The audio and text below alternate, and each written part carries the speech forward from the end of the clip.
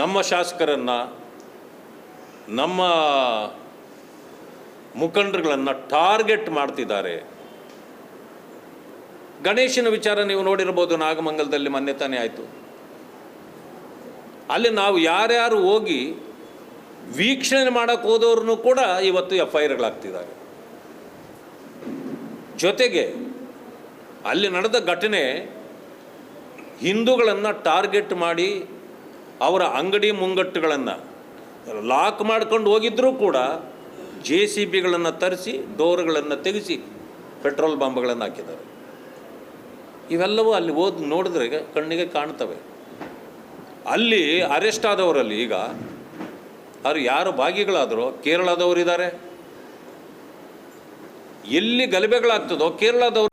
One nation one election ದೇಶದ ಹಿತದೃಷ್ಟಿಯಿಂದ ಭಾಳ ಒಳ್ಳೆಯದು. ಯಾಕೆಂತಂದರೆ ಮೊದಲನೇದಾಗಿ ಖರ್ಚುಗಳು ಕಡಿಮೆ ಆಗ್ತದೆ, ಆಮೇಲೆ ಒತ್ತಡ ಕಡಿಮೆ ಆಗ್ತದೆ ಜನರ ಮೇಲೆ. ಈಗ ಒಂದು ಕಡೆ ನಮ್ಮಲ್ಲೇ ನೋಡಿ ನೀವು, ಒಂದು ಕಡೆ ಚುನಾವಣೆ ಆಗ್ತದೆ, 15 ದಿವಸ ಗ್ಯಾಪ್ ಕೊಟ್ಟು ಈ ಕಡೆ ಇನ್ನೊಂದು ಕಡೆ ಮಾಡಿದರೆ ಇಲ್ಲಿರ್ತಕ್ಕಂಥ ಎಲ್ಲರೂ ಅಲ್ಲಿ ಹೋಗ್ಬಿಡ್ತಾರೆ. ಒತ್ತಡ ಹೆಚ್ಚಾಗತ್ತೆ, ಖರ್ಚುಗಳು ಹೆಚ್ಚಾಗ್ತದೆ, ಸರ್ಕಾರದ ಈ ಬೊಕ್ಕಸಗಳು ಖಾಲಿ ಆಗ್ತವೆ. ಇವೆಲ್ಲವಕ್ಕೂ ಒಂದು ತೆರೆ ಎಳಿಬೇಕಂದ್ರೆ one nation one election is most important and good.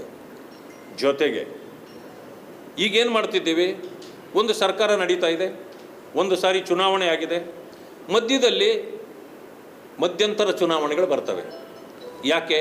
ಯಾರೋ ತೀರ್ಕೊಂಡಿದ್ದರಿಂದಲೋ ಅಥವಾ ಆ ತೆರವಾಗಿದ್ದರಿಂದಲೋ ಆಗುತ್ತೆ. ಚುನಾವಣೆ ಎಷ್ಟಕ್ಕಾಗತ್ತೆ? ಅದು ಏನಾದರೂ ಆಗಿದ್ದು ಮಧ್ಯಂತರ, ಆ ಚುನಾವಣೆ ಮುಂದಿನ ಸರ್ಕಾರದ ಅವಧಿಯವರೆಗೆ ಮಾತ್ರ ಆಗತ್ತೆ.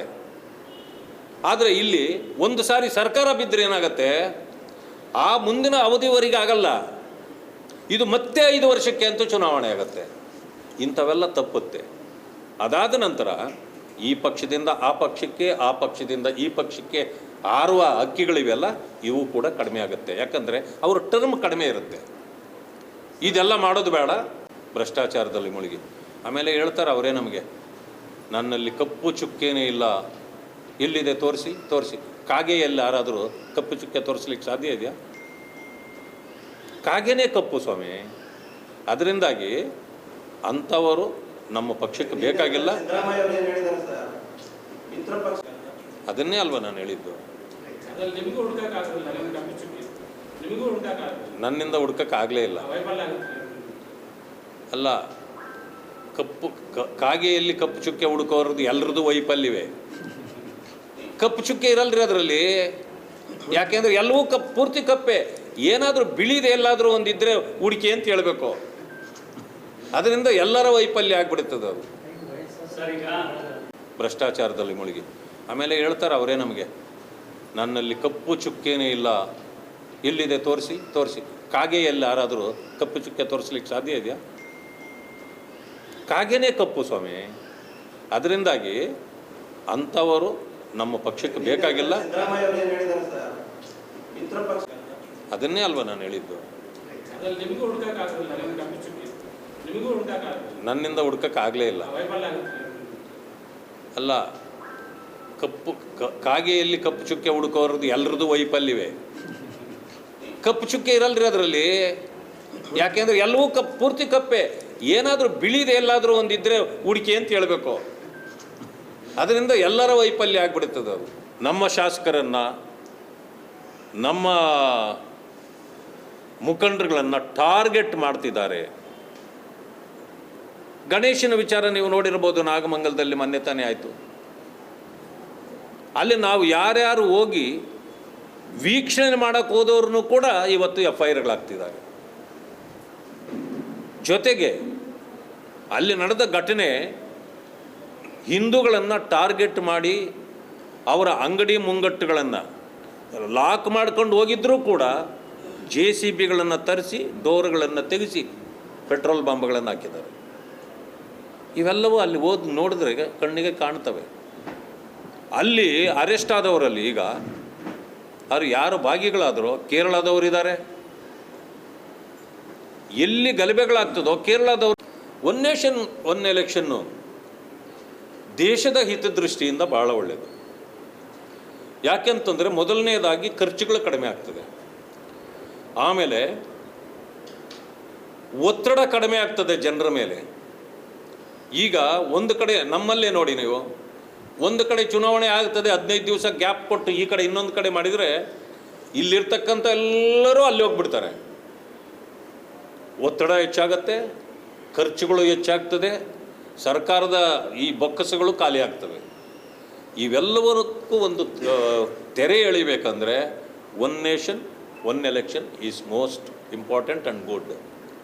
ಜೊತೆಗೆ ಈಗೇನು ಮಾಡ್ತಿದ್ದೀವಿ, ಒಂದು ಸರ್ಕಾರ ನಡೀತಾ ಇದೆ, ಒಂದು ಸಾರಿ ಚುನಾವಣೆ ಆಗಿದೆ, ಮಧ್ಯದಲ್ಲಿ ಮಧ್ಯಂತರ ಚುನಾವಣೆಗಳು ಬರ್ತವೆ. ಯಾಕೆ?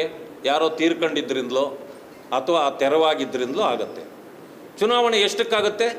ಅದು ಏನಾದರೂ ಆಗಿದ್ದು ಮಧ್ಯಂತರ, ಆ ಚುನಾವಣೆ ಮುಂದಿನ ಸರ್ಕಾರದ ಅವಧಿಯವರೆಗೆ ಮಾತ್ರ ಆಗತ್ತೆ.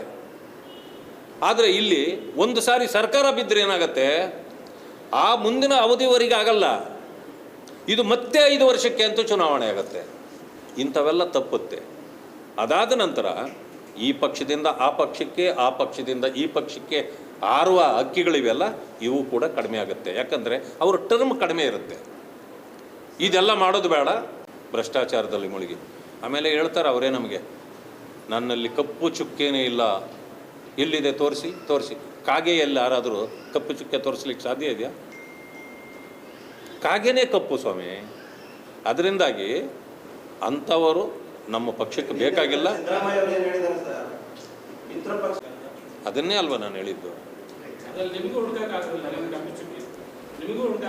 ನನ್ನಿಂದ ಹುಡ್ಕಕ್ಕಾಗಲೇ ಇಲ್ಲ. ಅಲ್ಲ, ಕಾಗೆಯಲ್ಲಿ ಕಪ್ಪು ಚುಕ್ಕೆ ಹುಡುಕೋರದ್ದು ಎಲ್ಲರದ್ದು ವೈಫಲ್ಯವೇ. ಕಪ್ಪು ಚುಕ್ಕೆ ಇರಲ್ರಿ ಅದರಲ್ಲಿ. ಯಾಕೆಂದರೆ ಎಲ್ಲವೂ ಪೂರ್ತಿ ಕಪ್ಪೆ. ಏನಾದರೂ ಬಿಳಿದೆ ಎಲ್ಲಾದರೂ ಒಂದಿದ್ದರೆ ಹುಡುಕಿ ಅಂತ ಹೇಳಬೇಕು. ಅದರಿಂದ ಎಲ್ಲರ ವೈಫಲ್ಯ ಆಗಿಬಿಡುತ್ತದೆ ಅದು, ಭ್ರಷ್ಟಾಚಾರದಲ್ಲಿ ಮುಳುಗಿ. ಆಮೇಲೆ ಹೇಳ್ತಾರೆ ಅವರೇ ನಮಗೆ, ನನ್ನಲ್ಲಿ ಕಪ್ಪು ಚುಕ್ಕೇನೇ ಇಲ್ಲ, ಎಲ್ಲಿದೆ ತೋರಿಸಿ ತೋರಿಸಿ. ಕಾಗೆಯಲ್ಲಿ ಯಾರಾದರೂ ಕಪ್ಪು ಚುಕ್ಕೆ ತೋರಿಸ್ಲಿಕ್ಕೆ ಸಾಧ್ಯ ಇದೆಯಾ? ಕಾಗೆನೇ ಕಪ್ಪು ಸ್ವಾಮಿ. ಅದರಿಂದಾಗಿ ಅಂಥವರು ನಮ್ಮ ಪಕ್ಷಕ್ಕೆ ಬೇಕಾಗಿಲ್ಲ. ಅದನ್ನೇ ಅಲ್ವಾ ನಾನು ಹೇಳಿದ್ದು. ನನ್ನಿಂದ ಹುಡ್ಕಕ್ಕಾಗಲೇ ಇಲ್ಲ. ಅಲ್ಲ, ಕಾಗೆಯಲ್ಲಿ ಕಪ್ಪು ಚುಕ್ಕೆ ಹುಡುಕೋರದ್ದು ಎಲ್ಲರದ್ದು ವೈಫಲ್ಯವೇ. ಕಪ್ಪು ಚುಕ್ಕೆ ಇರಲ್ರಿ ಅದರಲ್ಲಿ. ಯಾಕೆಂದರೆ ಎಲ್ಲವೂ ಪೂರ್ತಿ ಕಪ್ಪೆ. ಏನಾದರೂ ಬಿಳಿದೆ ಎಲ್ಲಾದರೂ ಒಂದಿದ್ದರೆ ಹುಡುಕಿ ಅಂತ ಹೇಳಬೇಕು. ಅದರಿಂದ ಎಲ್ಲರ ವೈಫಲ್ಯ ಆಗಿಬಿಡುತ್ತದೆ ಅದು.